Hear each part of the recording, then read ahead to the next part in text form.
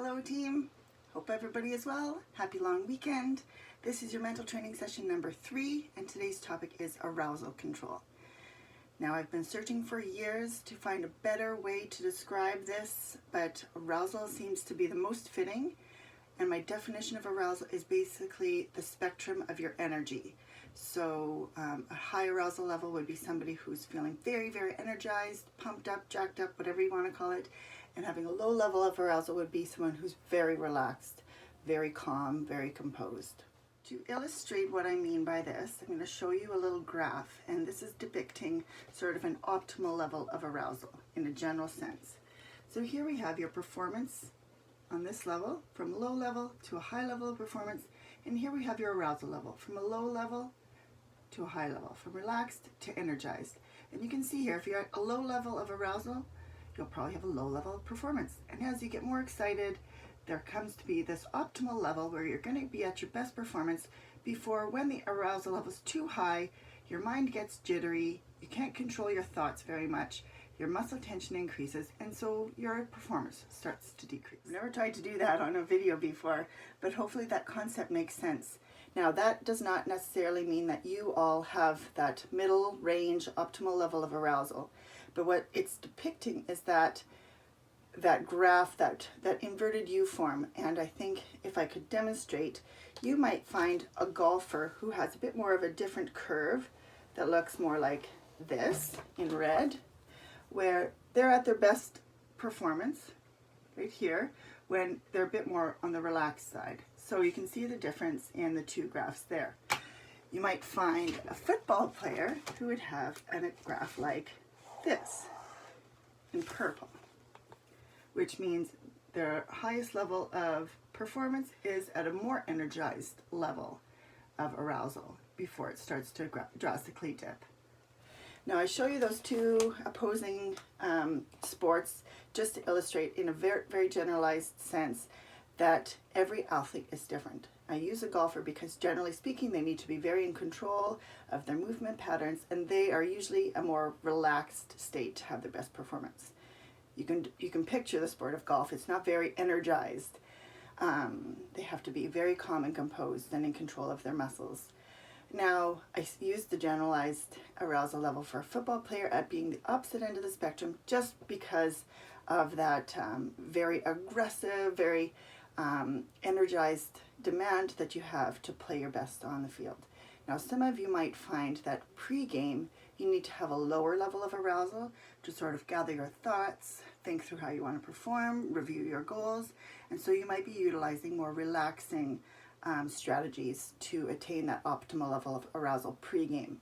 And then as you're getting closer to game time, or as you're preparing to get on the field to play, you may be using more energizing techniques to increase that arousal level to have your optimal level of performance. Once you've determined sort of your optimal level pre-game and your optimal level for on-field performance, then you start to think about what techniques am I using to achieve that optimal level.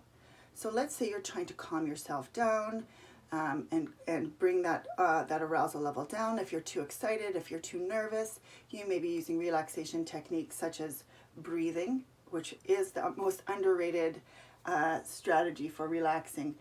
Remember that oxygen delivery is so important in terms of muscle tension. So breathing is a really important and really helpful relaxation strategy. Other people listen to music or listen to an audiobook or a podcast, just kind of get themselves out of their own head.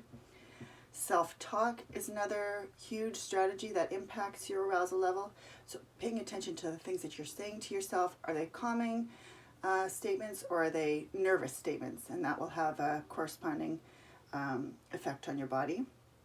Some people use mental imagery, whether they're seeing themselves perform really well, that has a calming effect on them, or they might do something totally unrelated to sport performance and put themselves in a really relaxing environment. Those are sort of the most common relaxation strategies that I have come across. There's some that are used sort of the night before that are relaxation strategies, like progressive muscle relaxation, as you're laying in bed and you're working from head to toe, isolating each muscle, tensing it and relaxing it until you have worked through the whole body and then find a way to tense every muscle in your body all at once, and then relax. And that whole progressive muscle relaxation sequence tends to release all the tension in the body and help someone sleep a little bit better. And another one that's done the night before is often like baths or massages and things like that.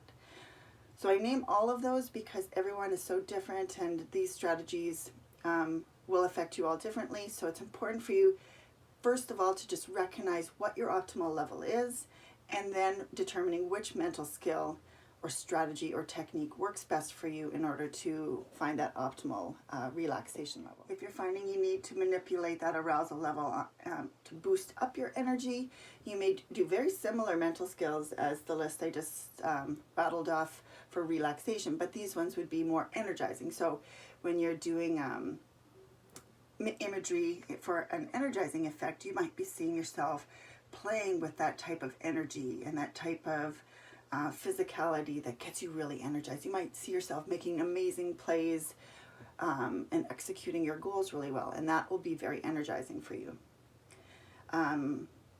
Positive social interaction is another one. So, hanging out with your teammates, talking about the game, talking with your coaches, quite often that tends to bring up the energy, the excitement level a little bit. Your self-talk. So again, as I said, for relaxation, it depends on what you are saying to yourself. So are you saying very energizing, motivating,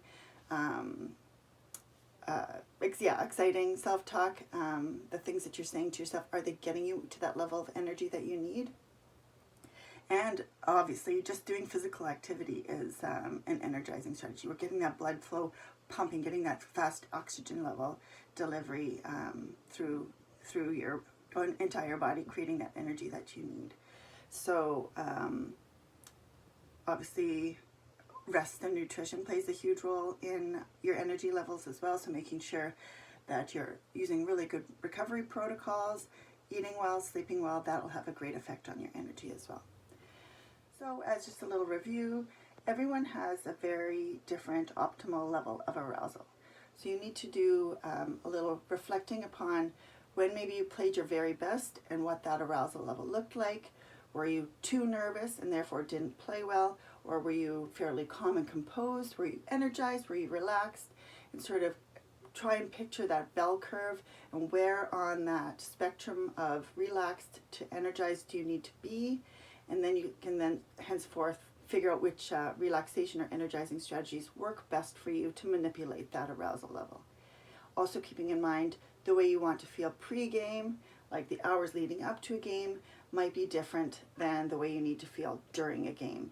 So quite often athletes are trying to keep themselves calm and not be so nervous pre-game, and so they're utilizing a lot of relaxation strategies. Then as the pre-game routine starts kicking in and you're doing your warm-up and stuff, generally speaking, the arousal level starts coming up. So you're checking in again, is it too high, is it too low? And it's all about being proactive and utilizing the techniques and the strategies that work best for you. And if you have any that work for you that I haven't mentioned, I love learning what's working for athletes.